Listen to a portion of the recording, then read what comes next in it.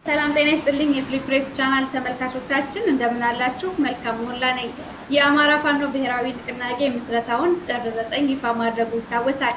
ከንቅናቄው ከፍተኛ አመራር ከሆነው ከአርበኛ ሳሙኤል ባለድል ጋር ቆይታ እናደርጋለን። እንድትከታተሉን በአክብሮት ጋብዛችኋለሁ። መልካም ሞላ ነኝ።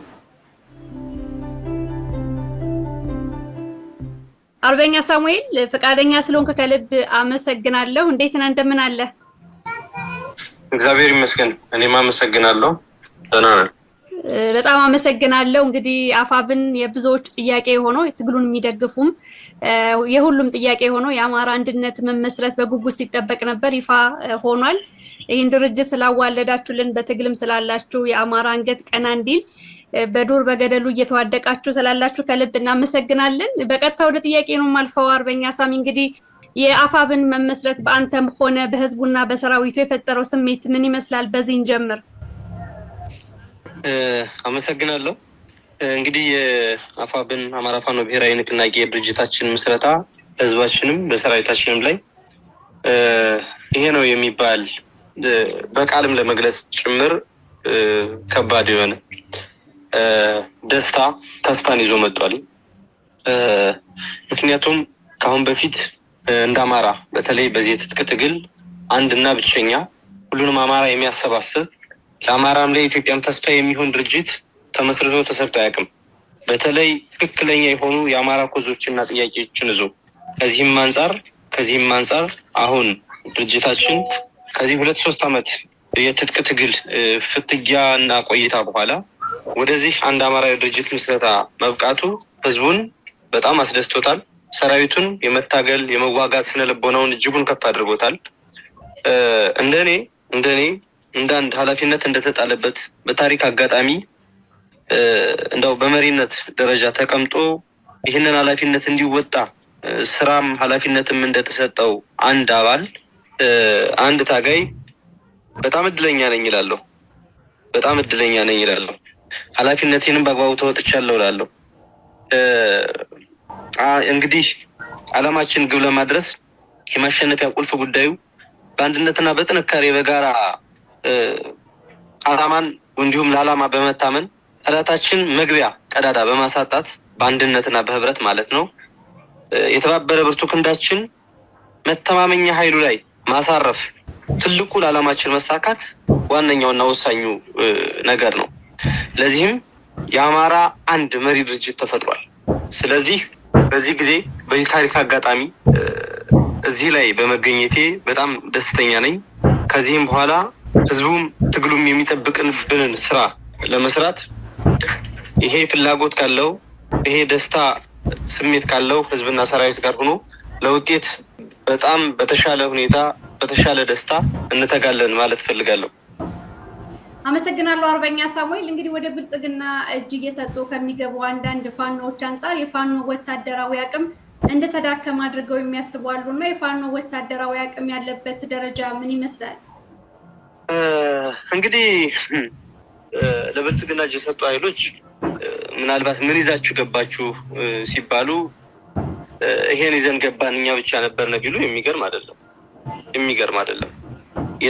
ከተላከበት ቦታ ደርሶ ሲመለስ ይሄን አሳክቻለሁ ብሎ መቀላመዱ የሚጠበቅ ነው። ለዚያም ሲባል የአማራ ፋኖ ኃይል እንደተዳከመ ወታደራዊ ኃይሉ ሊነገር ይችላል። ነገር ግን ከምን አንጻር የሚለውን ነው ማየት ያለብን። ከምን አንጻር? አንደኛው ከትጥቅ ትግል እንዲሁም ከሽምቅ ተዋጊዎች ከሚጠበቀው የድል ወይም ደግሞ ወታደራዊ ድል አንጻር ስናየው በወሎ፣ በሸዋ፣ በጎጃም እና በጎንደር የስርዓቱን ሰራዊት እንደ ከብት እየነዳ ያለ ይሄ ጠንካራ የአማራ ሰራዊት ነው። ቢዳከም ኖሮ ይሄን ሊያደርግ ይችል ነበር ወይ ካል አይችልም። ስለዚህ ጠንካራ መቼ እንደሆነ በተግባር ማሳያ ስላለው በዚያ ነው ላልፈው የምችለው። ሁለተኛ ከስልጠና አንጻር ነው። የአማራ ፋኖ እየተንቀሳቀሰ እየታገለ ባለባቸው ቀጠናዎች በሙሉ ያልተቋረጠ ኃይል የማደራጀት ስራ ወታደራዊ ግንባታው እድገት ላይ ነው ያለው። ይህንንም በየጊዜው የሚመረቀው ሰራዊት በየጊዜው የሚመረቀው የኮማንዶ ኃይል ማሳያና እማኝ ነው። ሌላው ከዓላማ አንጻር ነው። ከዓላማ አንጻር ስርዓቱ ቀጥሯቸው ልኳቸው የነበረ በፋኖ ስም ተወሽቀው የፋኖን ዩኒፎርም ለብሰው ህዝብ ሲዘርፉ ልዩነትን ሲፈጥሩ ወንድሙ ከወንድሙ ጋር እየተተኳኮሰ እየተጋደለ እንዲኖር ሲያደርጉ የነበሩ ሰዎች እየጠሩ ወደ ወገናቸው ወደ ላካቸው ስርዓት ሲሄዱ የጠራና ጠንካራ የተጋመደ አንድነት ያለው ሰራዊት ተገንብቷል ማለት ይቻላል። ነገም ይገነባል። ከዚህ አንጻር ስናየው የፋኖ ሰራዊት እየተዳከመ ነው የሚለው የሚያስቅ ነው የሚሆነው። አርበኛ ሳሙኤል ፋኖ አንድ ባለመሆኑ ምን አጣ? አንድ በመሆኑስ ምን አይነት እድሎች ይፈጠሩለታል? ጥሩ እንግዲህ የፋኖ አደረጃጀት አንድ አለመሆን፣ አንድ መሪ ድርጅት አለመኖሩ በጣም ዘርፈ ብዙ ጉዳቶች ነበሩት። አንደኛው ቅድም ከላይ እንዳልኩሽ ሽብልቅ ሆነው ገብተው ሰራዊትን ከሰራዊት ሲያገዳድሉ ለነበሩ ሰዎች መግቢያ ሆኗቸው ነበር። አንድ ሁለተኛ ከስርዓቱ ተልኮ ይዘው የመጡ ኃይሎችን ኃይል በመሰብሰብ ስም መወሸቂያ መደበቂያ ሆኖ የልዩነት ምንጭ ሆኖ እንዲቆይ አድርጓል። ሶስተኛው በፋኖ ማሊያ ከዚህኛው ነኝ እያሉ በአንድ መዋቅር ባለመሆን ህዝቡ ያለ ሰቀቀን ተልኮ ባላቸው የገንዘብ ረሃብ ባለባቸው ዓላማ በሌላቸው ሰዎች በአደገኛ ሁኔታ ሲዘረፍ ቆይቷል። ይሄን ያደረጉ ኃይሎች አሁን እየገቡ ነው ያሉት አንድነቱ ሲመጣ። ምክንያቱም መግቢያ የላቸውም፣ ጠርቃቅ ውስጥ ነው የሚገቡት። ስለዚህ ህዝቡን ከፍተኛ የሆነ ዝርፊያ ውስጥ እንዲገባና ለፋኖ ክፉ ስዕል ሊኖር እንዲችለው አድርጎ ጎድቶን ቆይቷል። ተላላኪዎች መመሸጊያ መደበቂያ አግኝተው ቆይተዋል። እንደ ታጋይ እየታዩ እንዲቆዩ ባዘጋጁት የሚዲያ ግሪሳ ሳይቀር ተሸፍነው እንደ ጀግና ሲወደሱ ቆይተዋል። የዓላማ ሰው እና የህል ሰው ሳይለይ ቆይቷል። ስለዚህ አሁን አንድነቱ ሲመጣ ሌቦች አስመሳዮች ገና አንድነቱ እየቀረበ ሲመጣ ህዝቡን ማጋልጦ እንደሚሰጣቸው እነሱን ጥርቃቅ ውስጥ እንደሚገቡ ሲያስቡት እየሄዱ እጅ እየሰጡ ያለበት ሁኔታ አለ። ይሄ አንድነቱ ያመጣው በረከት ነው ብዬ አስባለሁና ህዝቡን ለዝርፍ ያጋልጦታል። ወንድም ለወንድም ሲገዳደል እንዲቆይ አድርጎታል። አለመተማመን እንዲኖር አድርጓል። ዘራፊዎች የፋኖን ስዕል እንዲያበላሹት እድል ፈጥሮላቸው ነበረ። ዓላማው ወደፊት ከመራመድ ይልቅ እዚሁ እየዞረ እንዲቆይ አድርጎት ነበረ። በዓለም አቀፍ የፖለቲካ እይታ ስዕላችን የተሻለ እንዳይሆን አድርጎት ነበረ። ለስርዓቱ መግቢያ እድል ፈጥሮለት ነበረ። በጣም በርካታ አንድነቱ አለመፈጠሩ ሰፊ እድሎችን ፈጥሮላቸው ነበረ። ጥሩ ቀደም ሲልም አንስተዋል። የአማራ ህዝብ ህልውና አደጋ ገጥሞታል ብሎ የተነሳ ፋኖ የኮሪደር ልማት አየሁ ብሎ ብልጽግናን ሲያደንቅ በሚዲያ ተሰምቷልና ከምን ተነስተው እንዲህ ሊሉ ቻሉ? አይ ምን አለ መሰለሽ አለም እንደው በመጀመሪያ ብዙ ጊዜም በሚዲያ ጭምር በፊት ግብራቸውን የምናውቃቸው አካላት አሁን እጅ ሰጡ ማለት ነው። በተደጋጋሚ ለማሳየት መረዳት እንዲቻል ለማሳየት እንሞክር ነበረ እና በፋኖስ ምን አይነት ሰዎች ወጥተው ነበረ? በመጀመሪያ አሁን እዚህ ኮሪደር መጎብኘት እንደ ብርቅ እንዲታይባቸው መጀመሪያ ምን አይነት ሰዎች ወደ ፋኖ ወጥተው ነበር ማለቱ ማየት ይቀድማል ብዬ አስባለሁ። አንደኛ ለዝርፊያ የወጣ ነው። ሁለተኛው ተልእኮ ይዞ የገባ ነው። ሶስተኛው አልፎ ደካማና ሰነፎች ናቸው፣ ወይም ደግሞ ዘፈን ሰምተው የወጡ የነበሩ ሰዎች ናቸው። አሁን እዚያ ላይ የምናያቸው ነው እንደዚህ የሚለው። ስለዚህ እነኚህ ሰዎች ኮሪደር ላይ ያየናቸው አካላት ማለት ነው በወጡበት ዓላማ በተለይ ተልእኮ ይዘው የገቡትኝ በወጡለት ዓላማ ለ3 አመት ገደማ ዓላማቸውን አሳክተዋል። በምን ቅድም ሳነሳ እንደነበረው ልዩነት በመፍጠር ፋኖነትን ክብሩን በማውረድ ሲሰሩ የቆዩ አካላት ናቸው እና በፋኖ ውስጥ ተሰግስገው ስለነበረ እነኚህን ሰዎች ለማጋለጥ ብዙ የተናገርነ ቢሆንም ጊዜ ግን አሁን በቀጥታ ፊት ለፊት አመጣቸዋል። እንዴት አመጣቸው ካልን እንደው እስኪ ስናስበው ለአማራ ህልውና ስጋት ኑሮበት ጥያቄ ኖሮን ወጣን ያሉ ሰዎች የትኛው ጥያቄ ተመልሶ ለህዝቡ ወይም ለአማራው ተመልሰው ገቡ ብለን ብንጠይቅ ምን ይሆናል መልሱ? ምንም። የወጡበት ዓላማ ግን ይሄን አድርጎ ስዕሉን አጥፍቶ ማሟሸሽና መግደል ነበረ። ትግሉ በራሱ አንጓሉ አውጥቷቸዋል። የትግሉ ሂደት እውነትን የያዘ የህዝብን እንባ የተሸከመ የህዝብን አደራ የያዘ የህልውና ስጋትን የያዘ ስለሆነ በራሱ ጊዜ አንጓሉ አውጥቷቸዋል። ዛሬ ላይ ኮሪደር ላይ ቆሞ የትኛው የአማራ እንባ ታብሶ የትኛው የታረደ በጅምላ የተቀበረ ማህበረሰብ ካሳ መካሱ ቀርቶ እውቅና ተሰጥቶት በጅምላ መጨፍጨፉ ያለሰቀቀን መቼ እውቅና ተሰጥቶት? ነገስ በምን አይነት ሁኔታ የደህንነት ማረጋገጫ ተይዞ ነው? ዛሬንም ጨምሮ ጥያቄያቸው ወዳቸው እስኪሞላ ነበር። ጥያቄያቸው ተልኳቸውን እስኪፈጽሙ ነበር። ጥያቄያቸው የነሱ ስንፍና ከአማራ ህዝብ ህልውና እስኪበልጥባቸው ድረስ ነበር። ያ ስለሆነ አዲስ አበባ ቀርቶ እኮ ጎንደርና ባህር ዳርን እኮ መብራትና ቀለም ማቀብቶታል። ያን ማየት ይችሉ የለ ቀላል እኮ ነው። አንዳንዴ እንደውም በውጊያ ስንገባ እኮ እናየዋለን ከተማው ላይ እና ይሄንም ያልተረዱ ሰዎች እዚህ ሄደው ቢገቡ እዚህ ግባ የሚባል ነገር አይደለም። በዋነኝነት እኛና የነሱ ዓላማ የተለያየ ነው። ከጅምሩም እኛ የነሱ ዓላማ እስከ ኮሪደሩ ሲሆን የኛ ዓላማ እስከ አማራ ነጻነት በኢትዮጵያ ዕጣ ፈንታ ላይ እኩል ወሳኝ እስከ ማድረግ ድረስ ነው። ዝንብና ንብ እኩል አይታዩም። ስለዚህ ዝንቦች በዚህ መንገድ ሄደው ሲጮሁ ብናይ የሚጠበቅ ነው። ነገር ግን ነገ ፍርድ ያገኛሉ። የፋኖ ሰራዊት የትግሉን ዓላማ እንዲረዳ ስልጠና ይሰጠዋል። እንግዲህ በተደጋጋሚ አሁን በየማሰልጠኞች እየሰለጠነ ያለው ሰራዊት በሚገባ ዓላማውን እያወቀ እየሰለጠነ ያለበት ሁኔታ አለ። ነገም ከዚህ በተሻለ ሰፍቶ ይመጣል። ከአሁን በፊት እንግዲህ 2-3 በተቋም ደረጃም በየክፍለ ሀገሩ እንዲሁም ደግሞ በድርጅት ደረጃም ለድርጅቱን የቆየንበት ሁኔታ ስላለ ሙሉ ጥቅል ወጥነት ያለው ይሆናል ለማለት ይከብዳል። ነገር ግን ሁሉም በየያዘው ዓላማ ስልጠናዎችን ይሰጣል፣ ያደራጃል፣ የትግሉን ዓላማ በሚገባ ያስረዳል፣ ያስገነዝባል። በዚያ መንገድ ማሳደጉ አስፈላጊ ስለሆነ አንድ ሰው የሚሞትበትንም የሚገልበትንም መስዋዕት የሚከፍልበትንም ዋጋ የሚከፍልበትን ነገር በሚገባ ጠንቅቆ ማወቅ ተገቢ ስለሆነ በዚያ ልክ በጣም በተሻለ ሁኔታ እየተሰራ ያለበት ሁኔታ አለ።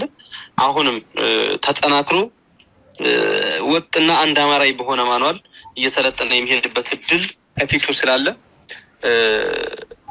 ከነበረው በላይ ወደፊት የምንሰራው በጣም ብዙና ተስፋ የሚጣልበት ይሆናል።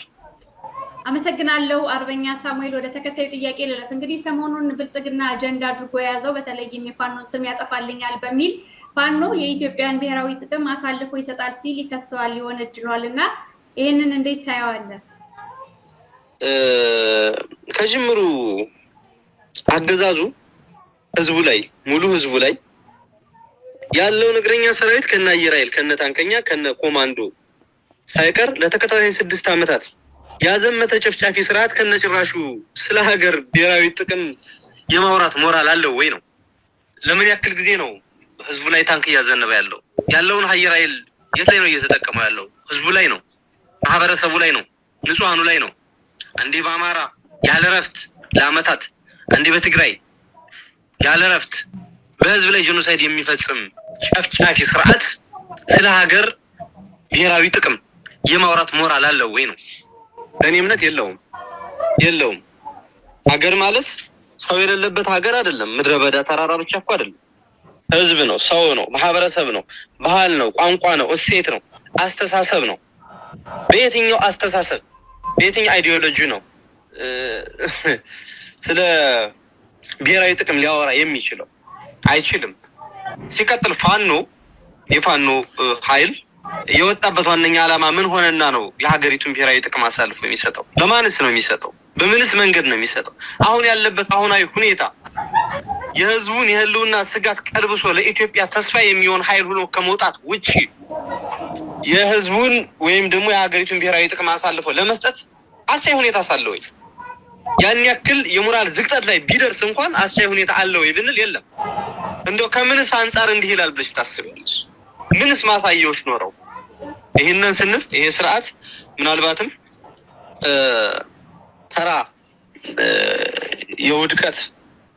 ከውድቀት አንፃር እዚያም ከሚፈጥራቸው ችግሮች አንዴ ከአረብ ኤሚሬት አንዴ ከምን እየሰበሰበ በህዝቡ ላይ ያለ ሰቀቀን ጭፍጨፋ ጄኖሳይድ የሚፈጽም ስርዓት የፋኖን ኃይል የነጻነት ታጋይ ዋጋ የሚከፍልን አርበኛ በዚህ ልክ መፈረጅ ማለት ከአንድ ተራ ሞራል ከሌለው ስርዓት የሚጠበቅ ነው። ነገር ግን ፋኖ በዚህ ልክ ይሆናል ብሎ ማሰብ የትኛውም የኢትዮጵያ ህዝብ በዚህ ልክ ይጠረጥረዋልም ብዬ አላምንም።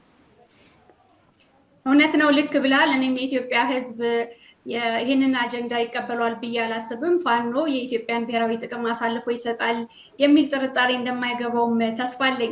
ወደ ተከታይ ጥያቄ አልፋለሁ። እንግዲህ ብዙዎቻችን ስንጠብቀው የነበረው በሀገር ውስጥም በውጭ ሀገርም ያሉ የፋኖ ደጋፊዎች ሲጠይቁት የነበረው የፋኖ አንድነት እውን ሆኗል እና በውጭ ሀገር ያሉ የአማራ ማህበራትስ ከነሱስ ምን ይጠበቃል? በአንድነት እንዲሰሩና ትግሉን እንዲያገዙ ምን ይጠበቃል ከነሱ? አይ በጣም ጥሩ ጥያቄ ነው።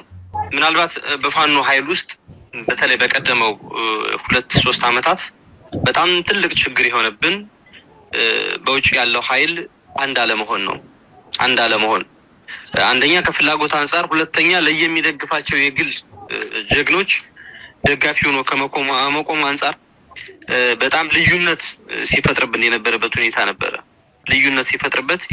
ሁኔታ ነበረ። ይልቁንም አንድ አድርጎ ከመደግፍና ለአማራ የሚጠቅመውን ከማድረግ ይልቅ ለሽብልቅነት የቀረበ ሆኖ የነበረበት ሁኔታ ነበረ። አሁን አማራው አንድ ድርጅት አለው እና አንድ አማራ የተባለ ህዝብ አለ። እሱም የህልውና ስጋት ያለበት ለረጅም ዘመናት ሲሰራበት የቆየ እንዳይነሳና ራሱን እንዳይከላከል ሲደረግ የቆየ ህዝብ አለ እና በውጭ ያለው ዲያስፖራ የዚህ ህዝብ አካል ነው። የዚህ ህዝብ አካል እንደመሆኑ መጠን በአንድ ድርጅት ለአንድ ህዝብ በአንድነት በአንድ ወጣት አደረጃጀት በውጭ ያለውን ኃይል አሰባስቦ ትግሉን የሚደግፍበት የትግሉ አካል የሚሆንበት ጊዜና ሰዓት ነው። አሁን በሐሳብ የሚደግፍበት፣ በዲፕሎማሲ ጫና የሚደግፍበት፣ በፋይናንስ የሚደግፍበት፣ በኪነ ጥበብ የሚደግፍበት፣ በሚዲያ እና በፕሮፓጋንዳ የሚደግፍበት፣ የአገዛዙን ስርዓት አጋልጦ የሚሰጥበት ወሳኝ ጊዜ ነው። ለማሸነፍ ትብብር ያስፈልጋል፣ አንድነት ያስፈልጋል። ከላይ ብየዋለሁ። የተቀናጀ አንድነት ያለው ብርቱ ክንድን የጠላት ማዕከላዊ ቦታ ላይ መምታት ያስፈልጋል። ለዚህ ደግሞ ውጭ ያለው ኃይልን በዚህ ልክ አጋዥና የዚህ አካል መሆን መቻል አለበት። ለዚህ አሁን በፊት የነበሩ ክፍተቶችን፣ መጎሳሰሞችን፣ የማህበራትን ልዩነቶችን ሙሉ አጥቦ አንድ መዋቅር መዘርጋት ያስፈልጋል። አንድ መዋቅር በእያንዳንዱ አማራ የሆነ የአማራ ኮዜ ነው ብሎ የሚያስበው ሰው ሁሉ ተደራሽ የሚሆንበት በየቤቱ አደረጃጀት መስራት ይጠበቅብናል ወይም ደግሞ ይጠበቅባቸዋል ማለት እፈልጋለሁ። ጥሩ። ከሚዲያ ኃይሎችስ ምን ይጠበቃል? አርበኛ ሳሙኤል ቅድም እንዳልኩት ነው። እዚህ ላይ አሁን በውጭ ያለው በዲያስፖራው አለ ያልኩት ክፍተት በዚህ ሚዲያዎችን በኩል ይሄው ነው ያለው። ይሄው ክፍተት አለ፣ ይሄው መለያየት አለ፣ ይሄው መገፋፋት ቆይቷል። በተሰበሰበ መንገድ አንድ ስርዓቱ የሚያደርገውን እንኳን በቀላሉ ማየት እንችላለን። አንድ ታርጋ ለጥፎ አንድ አጀንዳ ሲሰጥ ከላይ እስከታች በተናበበ መንገድ ነው የሚያጠቃው፣ ህዝቡን የሚያደናግረው፣ ጥፋቱን የሚሸፍነው፣ ያረደውን ያፈሰሰውን ደም የሚጋርደው በተናበበ የሚዲያ ዘመቻ ነው። እኛ በተናበበ የሚዲያ መዋቅር ሰዓቱ የሚፈጽመውን ግፍ በደል ያደረገውን እስካሁን በተጠና መንገድ በተከታታይነት አማራው ላይ ያደረሰውን ግፍ በተናበበ መንገድ ዓለም እንዲያየው የተኛው ህዝብ እንዲያየው ያልተነሳው ያልተረዳው ሁሉ እንዲረዳው በማድረግ በተናበበ መንገድ መስራት አለበት። ማዕከላዊ መሆን ያለበት የትግሉ ነው ማዕከል ማድረግ ያለበት። የድርጅቱን ዓላማ ማዕከል ማድረግ መቻል አለበት። አንድ ህዝብ አለን ብለናል። አንድ ድርጅት አለን ብለናል። አንድ ህዝብ ሁነን አንድ ድርጅት ካለን የድርጅቱ ዓላማ የጋራ ዓላማችን ሆኖ በድርጅቱ ማዕከላዊነት የሚመራ የሚንቀሳቀስ በትክክል ግፍን ማሳየት የሚችል ድሉን ማሳየት የሚችል የትግል እድገቱን ማሳየት የሚችል የሚዲያ መዋቅር ባንድ ማዕከላዊ በሆነ መንገድ መመራት አለበት እና ወደዛ እየተሳበ መምጣት አለበት የሚል እይታ አለኝ። ቀደም ሲልም ጠቅሰዋል። በፋኖ ስም የተደራጁ ዘረፋ ላይ የተሰማሩ ቡድኖች አሉና በእነዚህ ኃይሎች ላይ ምን አስቧቸዋል? እውነት ነው። እንግዲህ ቅድም ከገቡ ኃይሎች ቅሪቶች ይኖራሉ። ባንዴ አይጠራም። ትግል ነው ባንዴ አይጠራም። አንደኛ ዓላማ ያሏቸው ሁሉም አሳክተው ተመልሰዋል እንል አንችልም። የተወሰኑ ርዝራዦች ሊቀሩ ይችላሉ። ሁለተኛ ከርስን ለመሙላት የሚሰሩ ኃይሎች ይኖራሉ። ነገር ግን እንዳልኩት ገና ይሄ አንድነት ወደ መምጣት ሲመጣ እንዴት እንዳንጓለላቸው አይተናል። ጸረ አንድነት ኃይሎች እንዴት እንዳንጓለላቸው አይተናል። ጸረ አማራ ኃይሎች እንዴት እንዳንጓለላቸው አይተናል።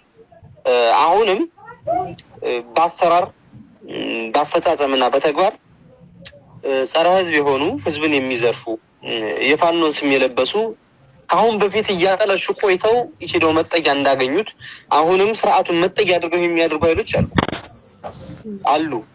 አልፎ አሉ። እነሱ ላይ ምን ታስቧል? ምህረት የሌለው እርምጃ ነው። ምህረት የሌለው እርምጃ 2 ዓመት 3 ዓመት ህዝቡ መከራ አይቷል በእነኛ አይነት ሰዎች። ስለዚህ አደረጃጀቱ ነገሮችን እያጠበበ ስለሚመጣ ብዙ ጊዜ ይወስዳል ብዬ አላስብም። መዋቅሩ እያለቀ ውህደቶች እያለቁ በየክፍለ ሀገሩ የነበረው አደረጃጀት በየእዞች የነበረው አደረጃጀት ወደ አንድ እየመጣ ሲሄድ ለምሳሌ ጎንደር ላይ 2 እዞች አሉ፣ ሸዋ ላይ 2 እዞች አሉ። እነዚህ እዞች አንድ የሆኑ እየተዋሃዱ ሲመጣ መደበቂያ አይኖረውም። የተጋልጦ የሚሰጥ ነው። በትክክል ያለ ምህረት እርምጃ ይወሰድበታል። ሁሌ ለህዝብ ሸክም የፋኖነትን ገጽታ የሚያጠለሽ ነው ሊቀጥል ስለማይችል ምህረት የሌለሽ እርምጃ መውሰዳችን አይቀሬ ነው።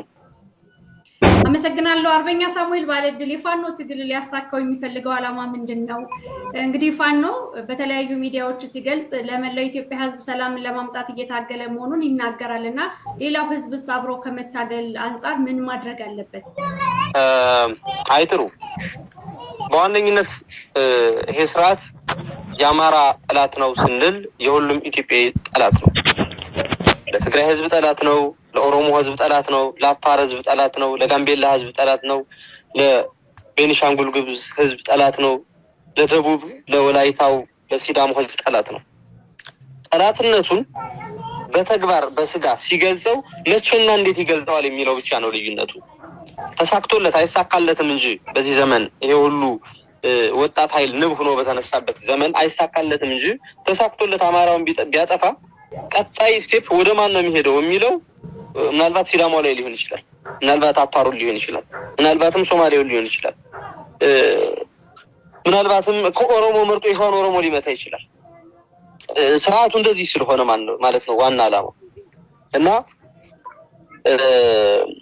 ይሄን የህዝብ ጠላት የኢትዮጵያ ጠላት የሆነ ስርዓትን መገርሰስ እና ለሀገራችን ለኢትዮጵያ የሚበጅ ወደ ከፍታ የሚወስዳት ወደ ነበረም ክብሯ የሚመልሳት ሀገር ሆና አንዱ ዜጋ ከጫፍ ጫፍ በነፃነት የሚንቀሳቀስበት ባለመብት ሆኖ የሚኖርባትን ሀገር ለመስራት ነው ዓላማ አድርጎ እየሰራ ያለው ፋኖ። ከዚህ አንፃር ከሁሉም የኢትዮጵያ ኃይሎች እንዲሁም ከህዝቡ በጣም በርካታ ነገር ይጠይቃል። ፋኖነትን ተላብሶ በፋኖነት መንፈስ መታገልን ይጠይቃል። በፋኖነት መንፈስ ፋኖ የኢትዮጵያዊ መገለጫው ነው። ለነፃነቱ ሲል በነፃ ዋጋ የሚከፍልበት። ስለዚህ መላው ኢትዮጵያ የዚህ አካል መሆን መቻል አለበት። ህዝቡ ይሄንን መደገፍ መቻል አለበት። መደገፍ ብቻ አይደለም፣ ከመደገፍ ባለፈ በየአካባቢው የሚፈጥረውን ሽብልቅ ትንኮሳ፣ እርስ በርስ የማጋደል ስራ ነቅቶ ተረድቶ ማየት መቻል አለበት። ህዝቡን ለማደንዘዝ የሚሰራውን የፖለቲካ ማደባበሻ የብልጭልጭታ እድገት መረዳት መቻል አለበት። ይህንን ተረድቶ ወደ ሰላማዊ እንዲሁም ዘላቂና መሰረታዊ ኢትዮጵያ ለመመለስ ሁሉም ኢትዮጵያ የበኩሉን ድርሻ መወጣት መቻል አለበት። አሁን እንቅስቃሴዎች እናያለን። በጣም ደስ የሚሉ እንቅስቃሴዎች አሉ። በአፋር በኩል የትጥቅ ትግል ወጥተው እየታገሉ ያሉ ፋኖነትን የተላበሱ አሉ። በጋምቤላ እያየን ነው።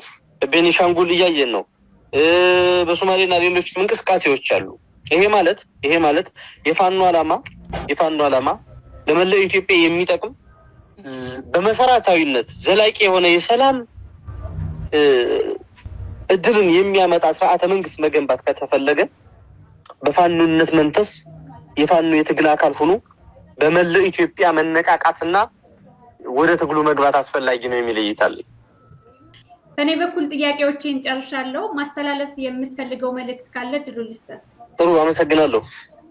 ማስተላለፍ የምፈልገው መልእክት በመጀመሪያ ይሄ አንድነት በዚህ ደረጃ ሆኖ አማራው አንድ ቤት፣ አንድ መዋቅር፣ አንድ ድርጅት ስላለው ለህዝባችንም ለሰራዊታችንም እንኳን ደስ ያላችሁ ማለት ፈልጋለሁ።